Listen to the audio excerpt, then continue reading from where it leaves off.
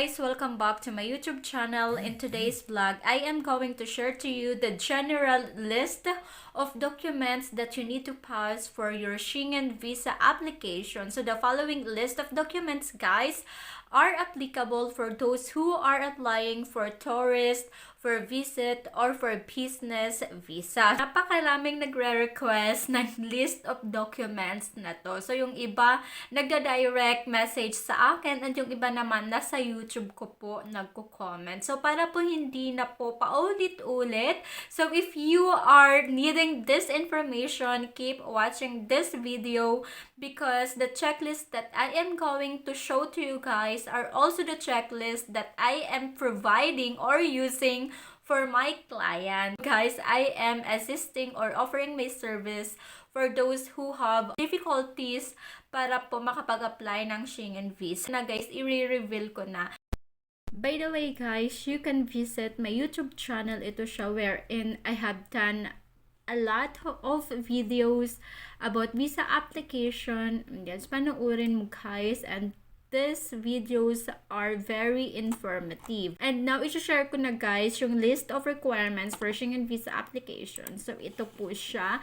And kung makikita nyo po, I have here the heading Travel Tech and Visa Agency. Sa akin po yan. And I have cellphone number, Philippines po yan. It's my email if you want to have the soft copy, and Facebook page po, and my YouTube channel link and name. So, andyan po lahat ng information where you can contact me. And ito po yung Schengen area. Ayan po. And sad to say, this time, UK or United Kingdom, Great Britain is not longer part of Schengen area. And list of documents to be submitted by the applicant for short stay visa in Germany. So short stay visa guys, these are those applicants that are applying for tourist, visit visa or visitor visa, and business visa. So, ayan po yung ating mga short stay visas. So, general requirements for all visa applicants. So, nandito po lahat. Have this number. Para hindi po kayo nalilito. Number 1, the visa application form. So, any Schengen area po, they are using uniform Schengen form. Ayan. Yung iba, you need to go directly sa embassy's website para doon po mag-fill in online. Yung iba naman pong embassies, you need to download and fill in either by your hand or by computer. Completed truthfully in English in print and signed by the applicant. So don't forget to have your signature here. Application for minors have to be signed by their legal guardian.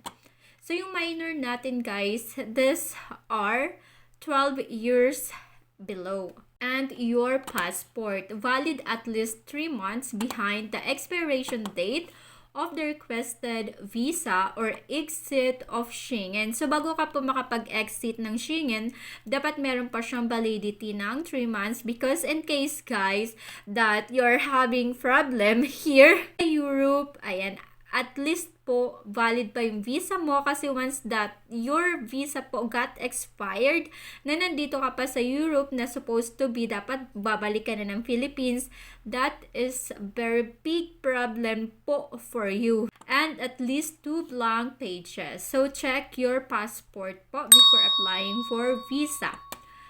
And number 3, visa fee. You need to pay 80 euro for adult and 40 euro for minors from 6 to 12 years old. So yung 80 euro guys, I think in peso before I am paying 4,000 plus. Ayan po. And plus the service fee po sa VFS which cost 1,200, 1,500 pesos. Payable in Philippines peso on the application day at VFS Global. So at the day of your appointment, doon ka po magbabayad ng visa fee. Kung may naghingi po sa inyo ng visa fee, baka hindi po legit yung website. payable in Philippines peso on the application day at VFS Global. So take note yan guys ha. And no visa fee for minors below 6 years or for spouses or minor children of EU nationals residing in Schengen area. And number 4, passport picture. Not older than 6 months, format 3,5 times 4,5 centimeter. Color, bawal po yung black and white, and hindi din dapat po masyadong maputi. No Photoshop guys, yung mga pilik mata, ayan, and yung kilay, bawal po i-Photoshop. Yung color ng lips, bawal yan guys, as in bawal. Hindi rin po yan tatanggapin sa VFS, ipapag-ID po kayo ng bago. Light background, bawal po yung dark blue, complying with Schengen guidelines, and one picture should be glued on the application form. And number 5 po, passport copy. First data page, ipapaserox po. And for minors, need to submit a copy of their legal guardian's passport as well. And for non-Filipino applicants, need to submit copies of their valid residence status in the Philippines, re-entry permit, and alien certificate registration ACR, valid at least 3 months behind the date of departure from Schengen territory. So, nakukuha to guys sa Philippines Immigration. For those foreigner na nag-extend po ng kanilang visa. Number 6, previous Schengen visa. Yung mga stamp nyo po guys, or if you have previous Schengen visa from your old passport, ayan, hindi naman siya guys mandatory, not mandatory but helpful po. If the applicant traveled to other Schengen countries before and want to demonstrate their travel history, copies of previous Schengen visa can be submitted. So for example, you already applied for Italian visa, na-approve ka po, and this time you are applying for German Schengen visa, you can also submit the copy of your Italian visa guys, and para to make your application stronger. Copies of empty passport pages are not required. So, wag na po natin i-photocopy, pati po yung mga walang stamp na pages. Hindi po yun kailangan. And number 7 po, all risk travel health insurance. So, ito yung pinaka-importante. One of my subscriber, na-reject siya guys, kasi wala siyang pinasang travel health insurance. Valid for all Schengen countries and for the full duration of the intended stay, a minimum coverage sum of 30,000 euros. So guys, ang daming nalilito. So you don't need to pay 30,000 euros for your travel health insurance, because some they are questioning me like, why do I need to pay 30,000 euros? I will just be in Europe for 3 weeks. And I said, no, you don't need to pay the 30 euros po. So, means ito po yung babayaran ng inyong travel health insurance once, for example, may nangyari sa atin, we get sick, or we have accident. Ayan po yung coverage ng ating insurance. Hindi po yan yung ating babayaran just to have travel health insurance. Travel insurance cannot be accepted if it includes the coverage of a pandemic illness. So guys, make sure that your health insurance also included the COVID-19. So even though this time guys, medyo maluwag na, still po dapat naka-include po yung COVID. Ayan, coverage natin sa ating insurance. So, i-review po natin yung ating policy. And number 8, proof of travel arrangements. This is like your flight reservation, copy of the round-trip airlines reservation together with your return ticket. So, dalawa dapat yan guys. Yung tinatawag na ticket mo papunta and pabalik. And number 9, applicant's financial means. Bank certification, original po guys. No scan, no photocopy. Bank books, personal bank statements showing regular income. So guys, hindi po pwedeng bank certificate lang. It should be accompanied with your bank's statement valid for 6 months. For 6 months po. You can also pass your credit card statement. Hindi po guys yung credit card na card talaga guys sa 9. Credit card statement po. So, saan ito makukuha? Sa bangko. Or balance covering the at least 6 months. So, pupunta po kayo ng bangko. Pag nagre-request po kayo ng bank certificate, sabihin nyo po for visa application and saan po kayo papunta.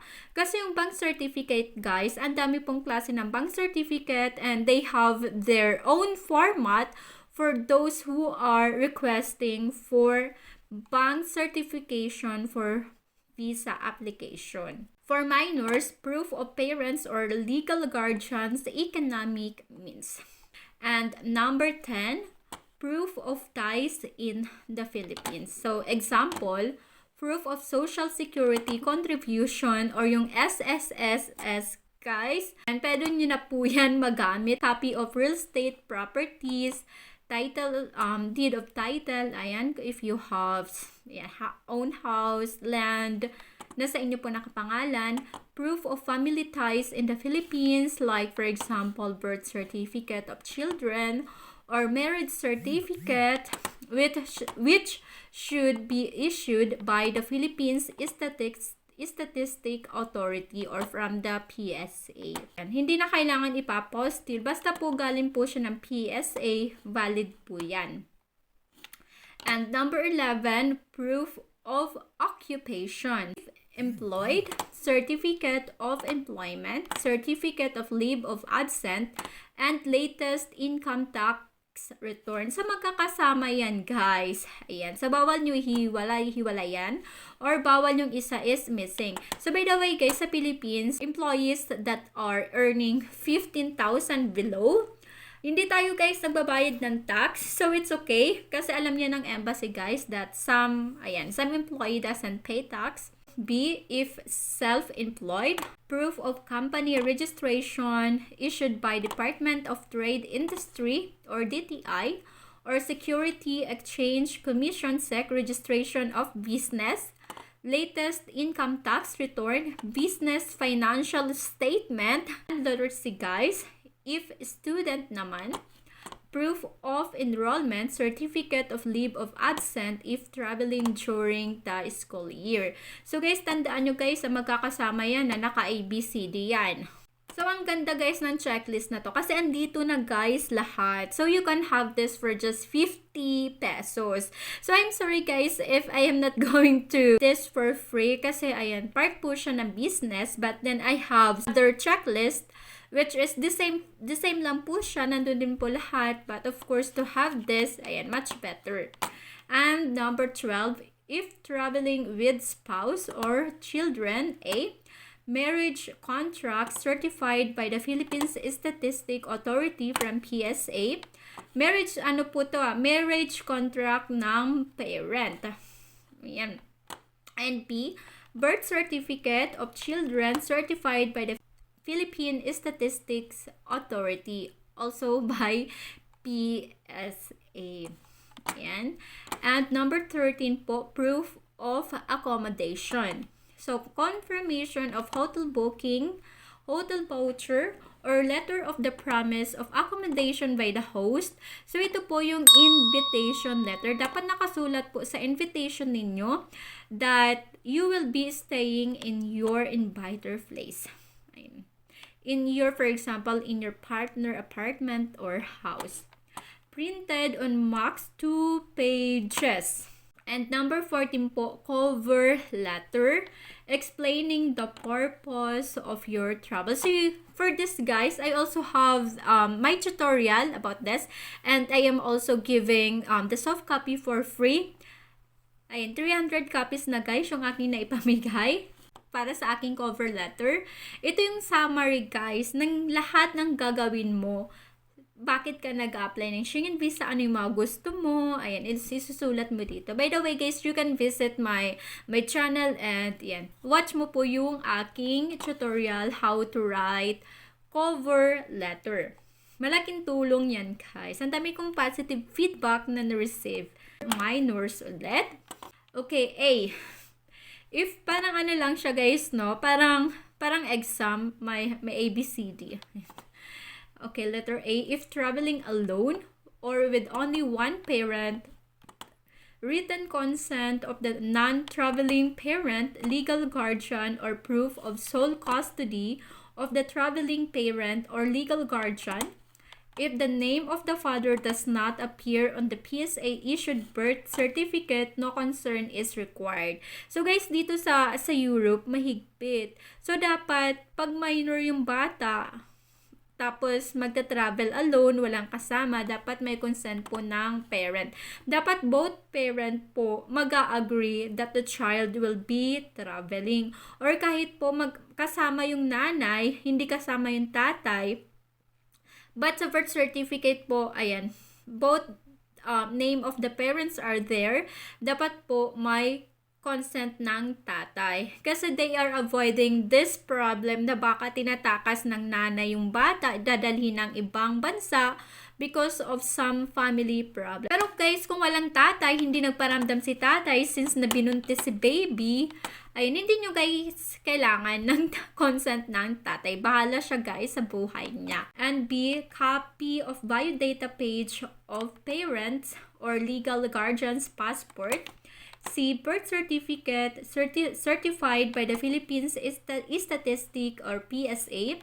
D, if traveling alone, Department of Social Welfare or Development, guys, DSWD clearance. So, I forgot to write here S. By the way, guys, DSWD clearance po yan. Kailangan po yan para magta-travel po si minor without parent. Ang kasama po si neighborhood, si friend, si tita, si si kuya. Dapat po meron kayong DSWD clearance. Isa po yan sa hinahanap din ng Philippines Immigration. Guys, yung dalawa kong pamangkin, magta-travel sila going to Malaysia. Ang kasama is yung lola, hindi yung kapatid kong tatay. Na-offload po sila. Ito po yung dahilan ng pagka-offload nila. DSWD clearance kasi wala po sila. And number 16 guys, yellow vaccination certificate. So photocopy of the yellow card from Bureau of Quarantine or any proof of vaccination. Ito yung tinatawag na vaccine passport. 17 plus additional documents for each travel purposes as follow. So if you will be traveling as a tourist or for tourism, nag-apply ka po ng tourist visa, you need to have this additional documents. So you need to write your detailed day-to-day itinerary of the planned trip. Day 1, saan ka pupunta? Day 2, saan ka pupunta? Day 3, day 4, ganyan.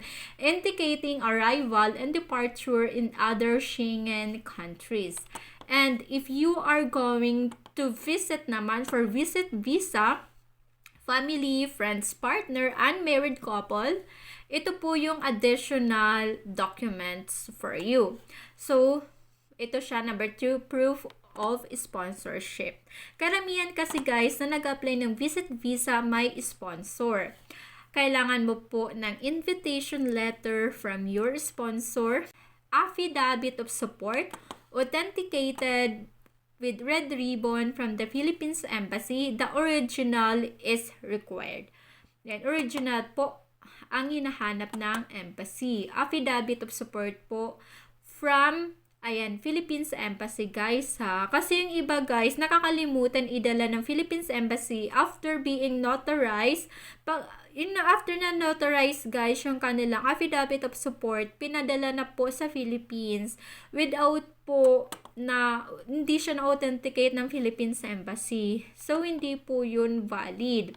And in other case, guys, obligation paper. Dito guys sa Schengen area, we have this what we called obligation paper na galing sa immigration. For example, German immigration, France immigration.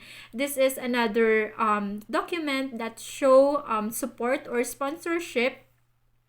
Ayan, kailangan din po yan if you can get it, guys. And malaking tulong din po yan aside from affidavit of support. But kung meron ka na guys, affidavit of support from Philippines Embassy, obligation paper is not longer needed. But if you don't have affidavit of support from Philippines Embassy, obligation paper is must.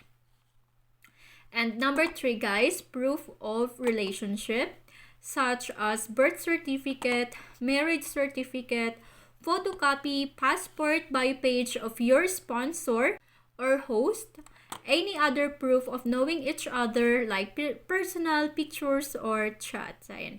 Pag nag-uusap kayo guys, screenshot kayo. Ayan. Kasi kasama yan sa mga ipapasa sa embassy. And sa mga mag-a-apply naman guys for business, cultural, sports event, study, or official visit, ito siya guys. Number 4, you need to have certificate from your employer, letter of the Philippine company introducing the business person, purpose of duration of the visit, financial cover of the visit, short company profile, etc. So, kailangan mo yan for business. And number 5, invitation from the inviting company or organization. And ito po yung dapat naka-include doon sa letter from the company. Number 6, proof of recent business contacts, like proof of continued business relationship between the two companies, example, contracts, invoices, if relevant. And number 7 po, participants in a commercial fair, congress, cultural, or sports event.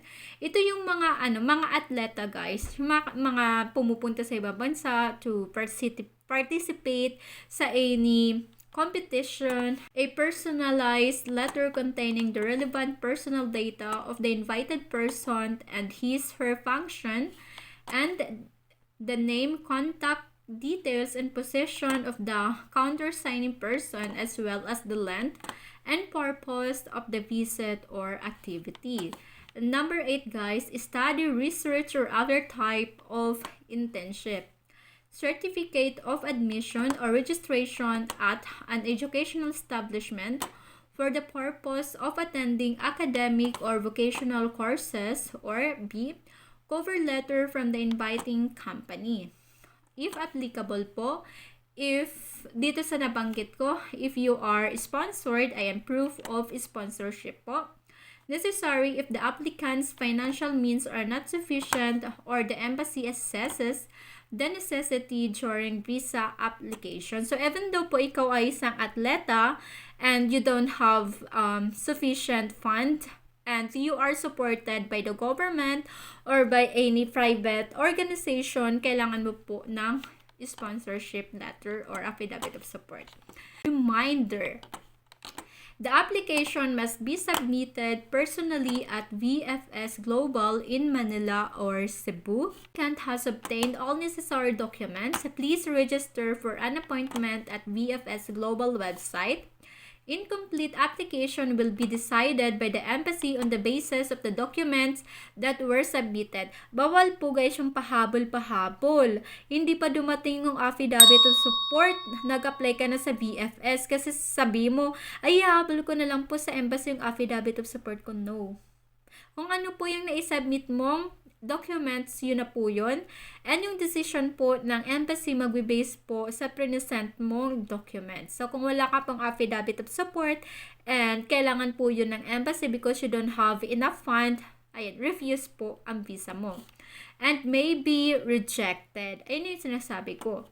The processing time of your visa application will be shorter if your documents are complete upon submission of the application. And foreign documents which are not issued in the Philippines or in any Schengen countries must be legalized or have an apostille. For example, guys, birth certificate. Ayan, for example, your yung birth certificate mo is not coming from Schengen, is not coming from the Philippines, coming from Middle East country, or yung marriage certificate mo po, doon po nire-request ng embassy to have this kind of documents, to have apostille. Documents that are not in English language need to be translated by a recognized translator. Yes, guys. Kasi magpasa ka, guys, ng Arabic sa Schengen embassies, hindi yan nila, guys, maintindihan. So, you need to provide the English version of it. Please note that the embassy can request further documents. So, kung meron pa pong hinahanap na further documents sa embassy, hindi ka pa po nire-reject, you got an email that, Miss Bagadiong, we need your bank certificate, we need your sponsor, passport. Yes, they have right to send you a message and kailangan mo po mag-comply. What countries are Schengen states? Germany, Austria, Belgium, Croatia, the Czech Republic, Denmark, Estonia, Finland, France, Greece, Hungary, Iceland, Italy, Latvia, Liechtenstein, Lithuania, Luxembourg, Malta, the Netherlands, Norway, Poland, Portugal, Slovakia, Slovenia, Spain, Sweden, and Switzerland. So, ito po yung ating mga Schengen states. Ayan. And on the day of your appointment, VFS Global, Manila, or Cebu. Ito po yung mga dapat nating tandaan. Ayan. And also for biometric. Ayan. So, aim to arrive 15 minutes before your appointment. You must attend the appointment of your visa application. You cannot send someone in your place. You are sick and you cannot go during your visa application in VSF. Bawal po natin ipadala si nanay, si tatay. So, just reschedule po your visa application appointment. Only applicant, caregivers, and those accompanying children under 18 years are permitted to enter the visa application center. So, kung may kasama ka pong friend, hindi po allowed si friend. Bring a printed copy of your visa application as well as valid passport or travel document with at least 2 pages that are blank on both sides. Bring all supporting documentation, originals, and copies. If you have not yet paid for your visa fee online, you can pay your fees once you get to the center. At the center, you will also need to submit your fingerprint and photograph. Ayan guys, basahin nyo na lang yan guys. And also, these are for biometric. Ayan po. Ayan. And we have here notes, exemption for biometrics, search procedures. So, ayan guys. So, this is a complete list po. As in, detailed po talaga siya. So, if you want to have this, guys, this is only for 50 pesos. So, you have two ways to have this. Either you will send me po in YouTube, in this video, the super thanks sticker, or in GCash po. Ayan. Ayan. And this is, nakita ko guys kung ilang pages siya.